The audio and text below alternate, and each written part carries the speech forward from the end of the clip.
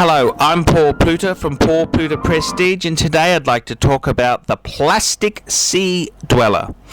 And this is a piece here. This is model reference 1665, and this here is the very famed Plastic Sea Dweller, a very, very collectible sports watch.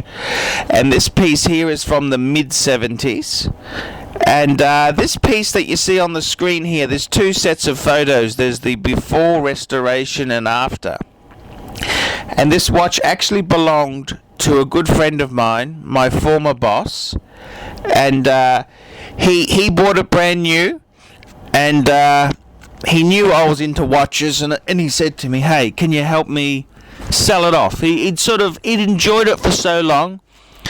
And he could use the money for other hobbies that he had. He's heavily into camera equipment, and he's also into audio.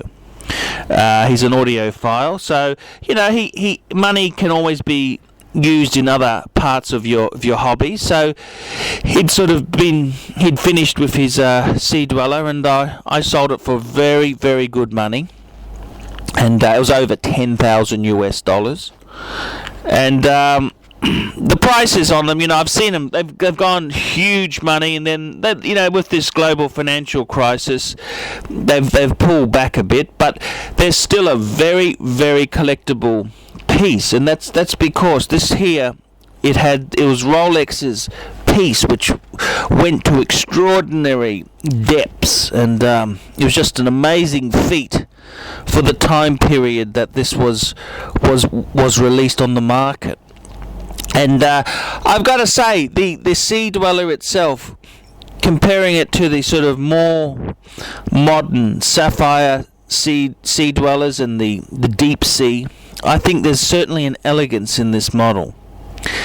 It's very nicely done. Doesn't have the sapphire crystal, so it's got a little bit of it's got that design excellence that I think you lose by having the Cyclops. And these pieces they're hugely, the only thing more collectible than a plastic Sea Dweller would be a red plastic Sea Dweller. That's where you've got Sea Dweller in red writing and things like that there. But I mean, still, this is a very, very collectible piece. Very, very desired sports watch to have. And it's a tool watch. At the end of the day, it's a tool watch, and highly desirable piece to own there. And you can understand why when you look at this here, and this is the versions that came out 40 years ago. It's just amazing. And this restoration here, so basically my ex-boss, he had it, and I agreed to sell. I knew I had contacts in the trade, got him a fantastic price, and it was then restored by another friend of mine. And it's very interesting to see these pieces here. It's beautiful to see that one collector's enjoyed it, and it's then gone on to another collector to enjoy further. And it'll be something that survives hundreds of years, hopefully.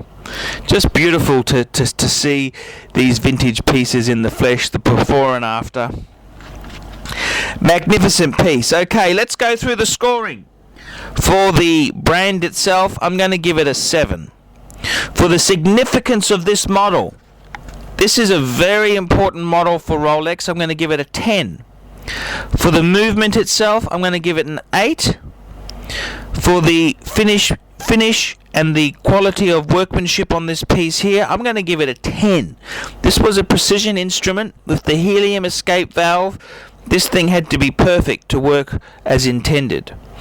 And finally, the Paul Pluta Prestige rating, I'm going to give it an 8, which gives us a total score of 43 points. That's the Rolex Plastic Sea Dweller 1665. I'm Paul Pluta from Paul Pluta Prestige. I hope you've enjoyed this review.